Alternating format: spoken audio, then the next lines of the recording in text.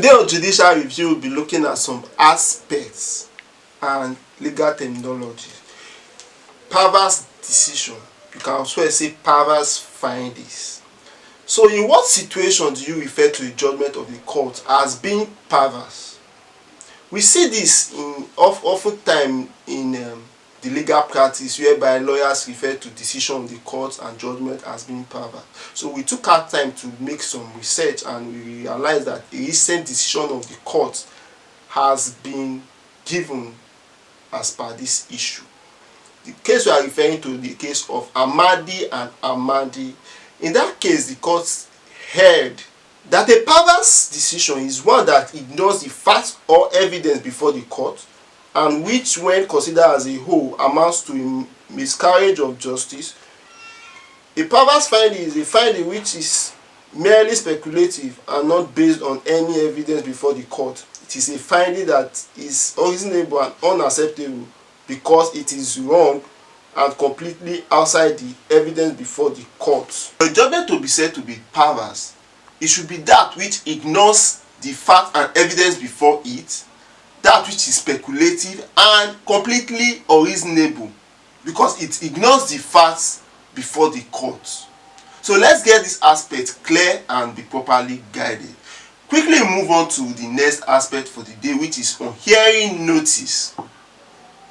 Whether service of hearing notice through text message by the registrar of court is sufficient and proper service.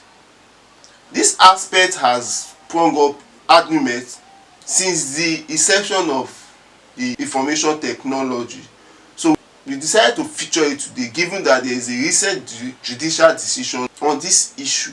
So the case we are featuring is the case of CM and EST Limited and Pazan Services. In that case, the court held, at this age of prevalence of information technology, the service of hearing notice through text message by registrar of court is good and sufficient notice. So it is now clear that when the registrar of court sends you a text message for court notification, it is deemed as proper service. So that the argument of whether it is proper or not proper has been taken care of by this case, and this pre-court case, so there is no way you take the argument to. So what do? Ensure that when you are filing your court processes, the phone number you are imputing is an active phone number. I have seen so many times that lawyers will include a number, maybe an alternative number on the court process. At the end of the day, they will complain that they didn't get the court notification for their matter. So just do the needful, do what you have to do, and ensure that you are not caught up.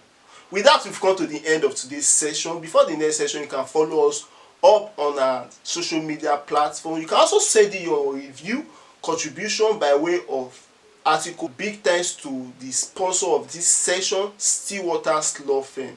See you in our next session of our review.